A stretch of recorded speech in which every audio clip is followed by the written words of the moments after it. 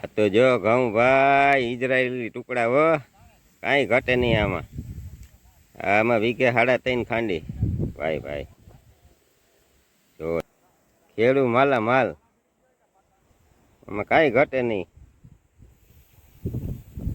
કે ભાઈ ઘોડાય ના આંબે મબલક ઉત્પાદન ઇઝરાયેલી ટુકડા. 3 મહિનાની મહેનત હો, 1 ફૂટ માથે ઘઉં. વીઘાના ઘઉં છે, આમ જો દેખાય અહીંયા સુધી ઘઉં કપા કાઢીને વાવ્યા હતા. કમાય જ લેવું હવે જાય.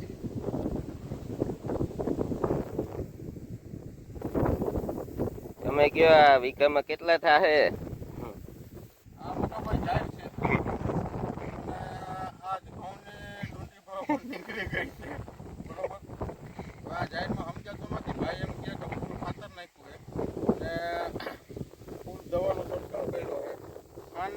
અડધી ગુણીઓમાં છાંટી દીધી છે.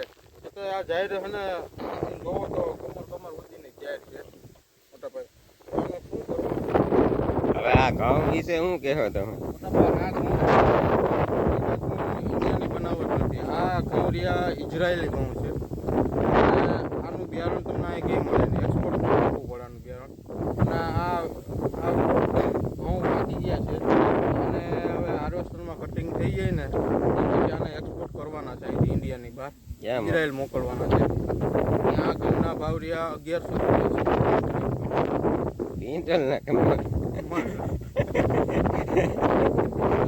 તમારે કઈ ઘટશે નહીં ઉત્પાદન જેવામાં ઘઉં નીકળે.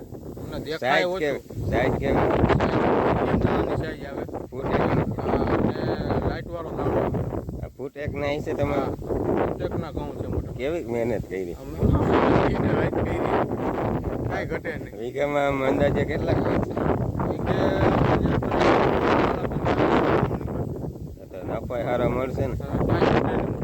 બીજી વાર વાવશો? બીજી વાર અમારા પછી 30 જણા થઈ ગયા કે અમારા બિયારણ તમે કીધું અમારા કંપની વાળે સોદો કરેલો અમે બિયારણ વેચી ના શકીએ. બરાબર. આ બધો માલ કમ્પ્લીટ થઈને પ્લાસ્ટિક પેકિંગ થઈને અહીંથી કન્ટેનર ભરાશે, સીધું ઇઝરાયેલ જશે. એટલે તમે ખેડૂત મિત્રો આ વાવો આવતા વર્ષે. આ બિયારણ બહુ સારું ક્વોલિટી ઉત્તમ ગુણવત્તાવાળું છે. પેલા રોડ ઉપર આવી, એમાં કઈ રોડ ઉપર આવવું હોય તો જ વાવવા. તમારે 30 વીઘા જમીન હોય તો કેમ 15 કરવી તો આ વાવેતર કરવાનું. અને ઉનાળાની અંદર મોટા ભાઈ જો આ જે તમે અમારી સામે જોવો છો, આ જાહેરનો ઘેરો છે બરોબર, આપણા મિત્રોનો જ છે. તમે આ વાવશો ને એટલે તમે ઉનાળાની અંદર પીત કરતા 1 કલાક નવરા નહીં રહ્યો બરોબર. એ સાવ માણસ એમ કહેતો હોય કે મારા ટાઈમ નથી જતો અને કંટાળો આવતો હોય તો ઉનાળે આ ખેલ કરી નાખવાનો. ના અમે તમને કહું, આપણો દુશ્મન હોય એને ઉનાળે પીત કરાવે. એના ઉનાળે પીત કરાવી એટલે ગામને નડે નહીં. ગામના નડે ને આખો દી પાણીમાં ના વૈદ કેમ કરે. હવે બાબા નીંગલી ગયું, આ ડુંડું નીકળી ગયું, તમે જોઈ શકો છો. 35 રૂપિયામાં માગે. હવે આમાં 30 રૂપિયામાં બાપ માગે છે ડુંડું બરોબર છે. 21 મણનું, મણનો ભાવ 30 રૂપિયા લ્યો. આમાં 30 રૂપિયામાં 20 રૂપિયા તો મજૂરી ચડી ગઈ, 10 રૂપિયા તો વાવેતરના ખાતર આવી ગયું. તો ખેડૂત પાછો શું હોય ગયું? કાંઈ નહીં, હરી ફરીને મજા કરી, ચા પાણી પીધો, ગામને નડતા બંધ. ગામને નડતા માંડ્યા. ખરેખર આ વાવવામાં ધ્યાન રાખવું પડે. કઈ ગાડીમાં આવતા હોય કોઈક સિંગડા વાળું સામું મળે તો ક્યાં ચડાવી દે માટે કઈ નક્કી ના રહે મોટા ભાઈ. ટ્રેક્ટર ને સિંગડા વાળું એટલે. તો તમે આ ઘઉં પોરે વાવશો? અમે આવતા વર્ષે 30 વીઘાના કરવાના.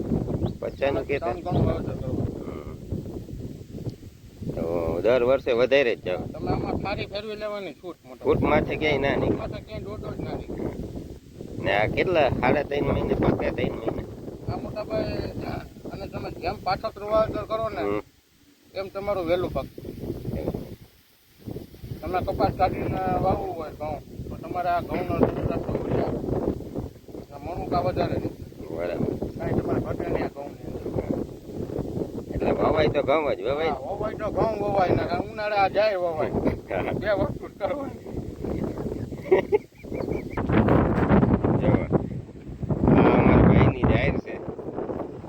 પ્રગતિ જોવા અહીંયા ચોમાસે છત ઉપર તાલપત્રી નાખવી પડે. આવી કમાણી છે ભાઈ ખેતીમાં હો. જોઈ લ્યો તમે આમાં હોરવા ફાકા દેખાય છે કયા જાહેરના માલિક છે. જૈનના માલિક ચા બનાવે આ ભાઈ અમારા જાહેરના માલિક છે. આખો ઉનાળો ખુશખુશાલ જ રહ્યા છે. કાંઈ ઘટવા દીધું નથી. જગન બાપા માણસ ટપ્પા કરી લેવાય.